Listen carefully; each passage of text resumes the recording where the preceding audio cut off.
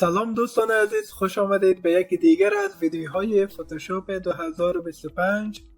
من خالدین کریمی هستم، مدرس طراح گرافیک.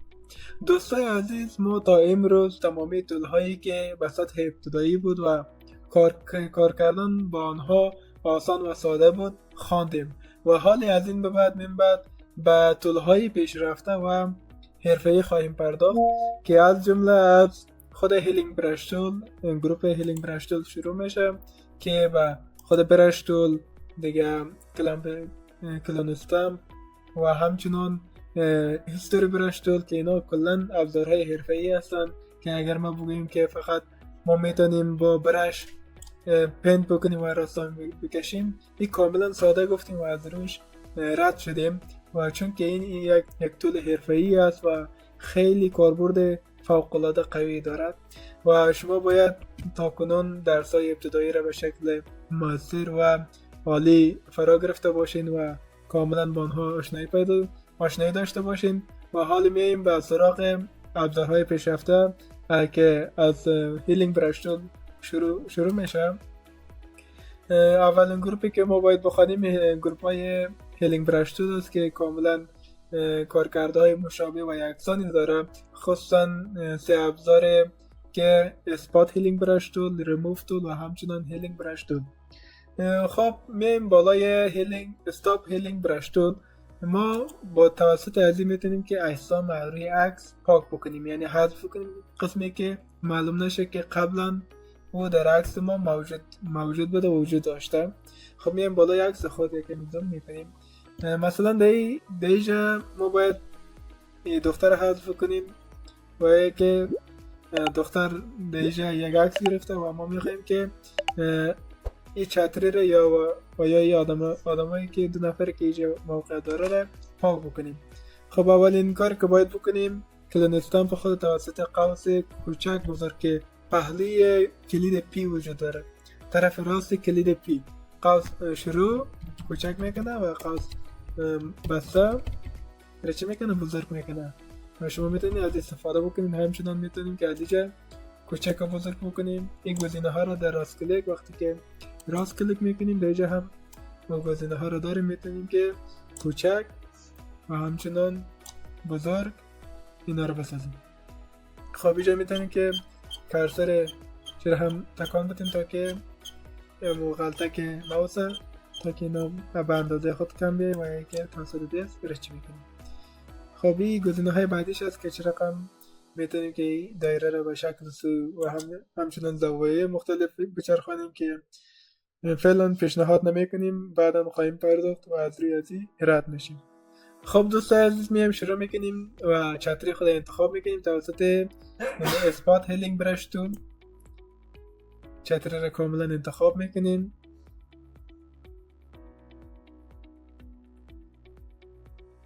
خب پایش انتخاب میکنیم در قسم به شکل دقیق.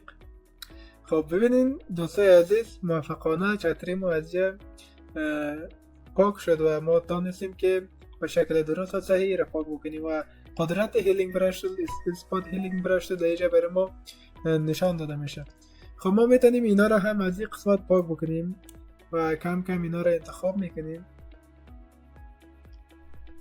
به اندازه که دیگه جاها را نباید شامل بکنیم. کاملا دقت داشته باشین که اگر زیادتر بگیرین باز کمی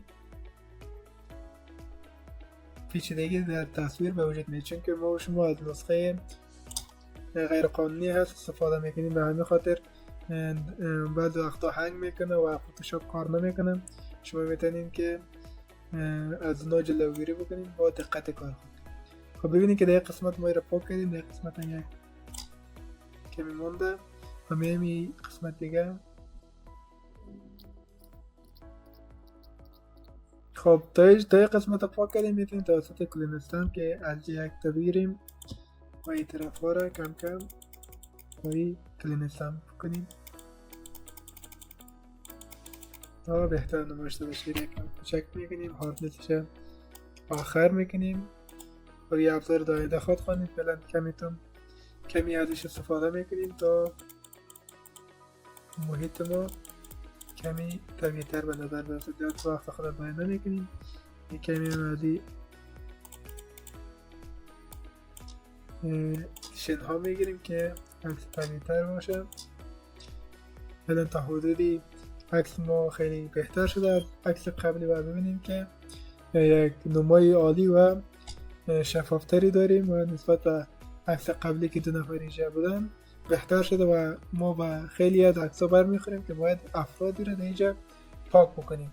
خب دوستان عزیز، دوباره برمیگردیم بالای آپشن های ازی، آپشن های اسپات هیلینگ برش تول هست و میریم سراغ گزینه اول که قبلا هم براتون یادآور شدم، به خاطر بزرگ و کوچک کردن همین دایره‌ای که ما شما داریم استفاده میشه. میتونیم که دایره رو بزرگ بگیریم و یا یک کوچک که تماما آبجکت ما رو حذف کرد.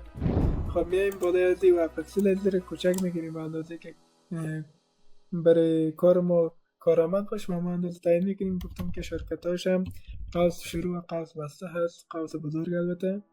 و میایم سراغ گزینه دوم هاردنس. وقتی که ما راست کلیک بکنیم دو تا رو داریم. من میتونم توسط برش این موضوع رو براتون به آسانی توضیح بدم. میایم به یک قسمت خودش میایم که رنگ سرخ انتخاب میکنیم. خب میایم بالای برش. وقتی که بالای برش آمدیم میایم هاردنس از 100% میگیریم، یعنی هاردنس خود از 100% میگیریم. میرم بسته بکنم.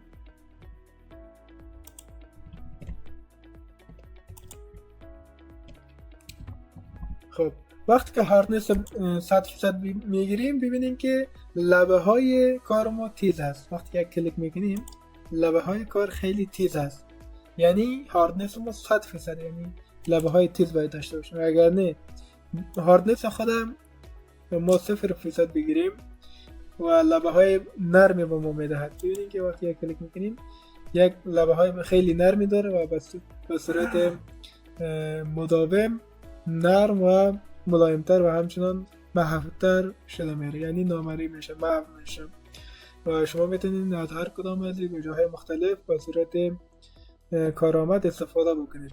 خب در درس آینده ای رو هم خواهد خواندیم. میم سراغ درس خودمون بالای هیلینگ برش تول.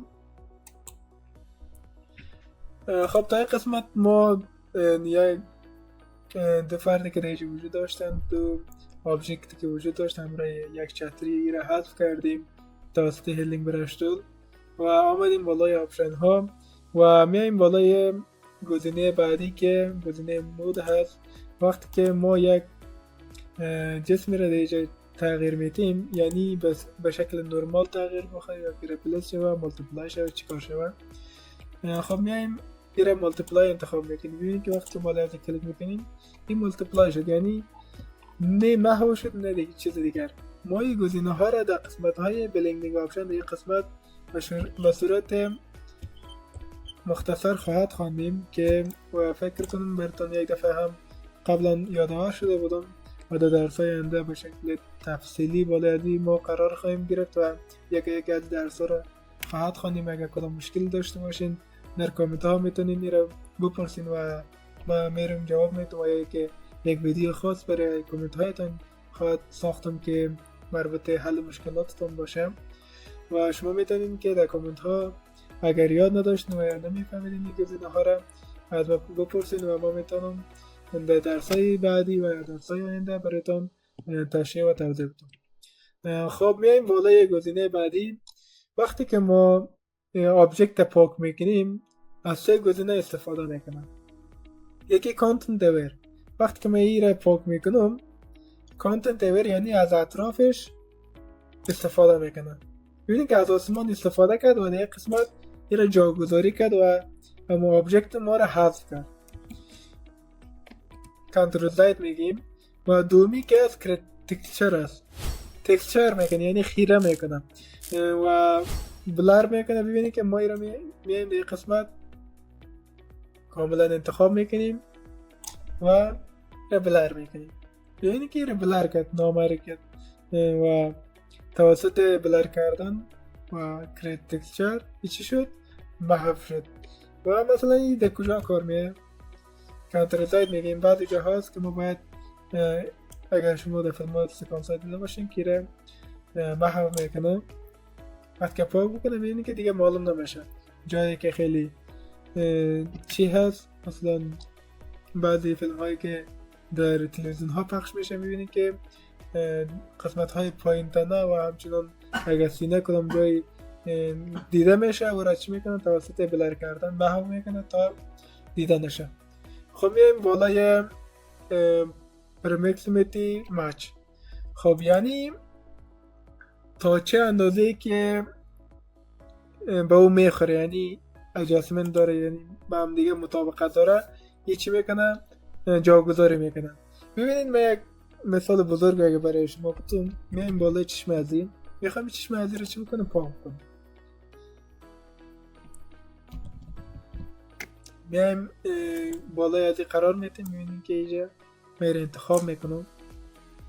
ببینید از کجا آورد، از این قسمت آورد در این قسمت فیس کرد، یعنی بیشترین مطابقت با این اطرافش همین قسمت دارم و همین خاطر از این قسمت آمد اینجا فیس کرد تا که کار ما رو بتونه چی بکنه؟ حل بکنه و از هوش مصنوعی که خود کامپیوتر داره استفاده میکنه. ببین که کاملا چشم داره محو میکنه، یعنی که قسمی که چشم نداشته باشه. خب شما میتونین از این هم در بعد جای استفاده بکنین و کاربردهای خاص خود داره و قدر و بیشترین کاربردهای کانتنت اویر داره که از اطراف همون آبجکت ما بگیره تا او را چی بکنه؟ محو بکنه و پنهان بکنه. خب میره کانتر زاید میگیم، میره در جلو رو جور کردیم میگیم. خب میاییم بالای گزینه بعدی سیمپل آل لیر، یعنی ما اینجا در اینجا چندین لیر داشته باشیم. مثلا من در اینجا یک لیر خالی به وجود میارم، اگر در این قسمت کلیک بکنم ببین که در این قسمت سیمپل آل لیر فعال است، میگیره و کلش بالای خود امی میره به کانتنت اویر میگم میره همین کوچک چند تا خالش اگه میکنم، مثلا این خال بزرگتره تره خاموش میکنم. ببین که این در این قسمت موجود داره و در این قسمت میره بالای کل لیرها انجام داره. اگه ما ایره خاموش بکنم ببینید که حالا چطور صورت میگیره. هر چقدر پاک میکنی پاک نمیشه. مثلا من میام بالای دی خال هر چی کلیک میکنم کلیک نمیشه. ما کدام لایه رو انتخاب کردیم؟ لایه بالایی، لایه خالی رو انتخاب کردیم و همین خاطر بالای لایه پایینی تاثیر نداره و اینجا در پروژه های مربوط میشه که چندین لایه رو بالای هم دیگه قرار میدیم تا یک بروشری چیزی تبلیغاتی بسازیم و فقط باید هم لایه مورد نظر ما محو شود و کار گرفته شود و به خاطر ما از استفاده میکنیم. اگه ما بیایم در قسمت لایه بک‌گراند یعنی خود عکس ما انتخاب بکنیم، ولی که بیایم در شکل بکنیم ببینید که این کار میکنه و میتونیم ازش استفاده بکنیم. خب ما بیشتر اوقات میایم از خود سیمپل لیر انتخاب میکنیم که و یک لیر جدید خالی رو به وجود میاریم و بالا از این کلیک کرده میریم که اگر کدام وقت چی شد ما بیایم لیر حذف بکنیم و تمامی مشخصات در پایین برای ما و شما نشان داده شود و به خاطر تمامی کارها را بالا یک لیر جدید ما انجام میدیم. خب دوباره لیر پاک میکنیم دیگه قسمت. میایم بالای گزینه آخری زاویه هست که ما باید زاویه بدیم. خب برای ما و شما که پاک میکنیم چندان معنایی نداره که ما زاویه بدیم، ولی بعضی جاها که بسیار به ندرتاً شاید یک درصد اتفاق بیفته شما میاین که ایرا زاویه بدیم. مثلا ما زاویه 45 درجه میدیم رو پاک میکنیم. خب زاویه 45 درجه گرفت و حالا میایم رو بزرگتر، مثلا در این قسمت ما ایره لب زیر محو کردیم و تا وقتی که کار میکنیم ببینیم که تمامی جای چیزایی که برای ما و شما اینجا از اطراف آورده به شکل 45 درجه اول چرخونده بعد آورده که رقم مطلوبی را چیده میکنه و قدرم قابل قبول نیست در هر جایی که باشه به اینجا خب بلند هرگز قابل نیست. و اگر شما بخواید که این چهره را روتوش بکنید و به یک شکل چهره زیبا در بیارین در کامنت ها بنویسید تا یک ویدیو مخصوص از این من بسازم، چون که یک روتش حرفه‌ای 20 دقیقه وقت میگیره و اگر من بشین و روتش بکنم به شکل حرفه‌ای که من باید چندین لایه بسازم و از طریقه های مختلف آپشن های مختلف استفاده میکنیم تا به شکل حرفه‌ای این روتش بکنیم و هیچ لکه و یا خالی در چهره ازی باقی نمانه. شما میتونید در کامنت ها بنویسید تا اگر خواسته باشید من ایره ویدیوش بعدا براتون بسازم. خب دوستان عزیز، تمامی گزینه ها آپشن ها خلاص شد از اسپات هیلینگ برش تول و گزینه ریموف تول و هیلینگ برش تول و اینها را در درس بعدی خواهد خواندیم، چون که درس ما کمی طولانی شد و شاید مفهوم گرفتن و درک کردن بعض مسائل براتون سختی بکنه. شما میتونید ویدیو را از اول دوباره گوش بکنید به دقت کامل تا بدانید که اسپات هیلینگ برش تول چه کارها را میتونه بکنه و همچنین باید چند عکسی را دانلود بکنین، عکسایی به مثل زمین و شما میتونید که عکس‌ها رو دانلود بکنین و یا آبجکت ها را از این قسمت پاک بکنین تا بتونین به ترتیب را یاد بگیرین و در یادتان باقی بمونه. مشکلی سوالی داشتین میتونید در کامنت ها بپرسید و تا درس بعدی شما را به الله پاک منان می سپارم. خدا یار و مددگار.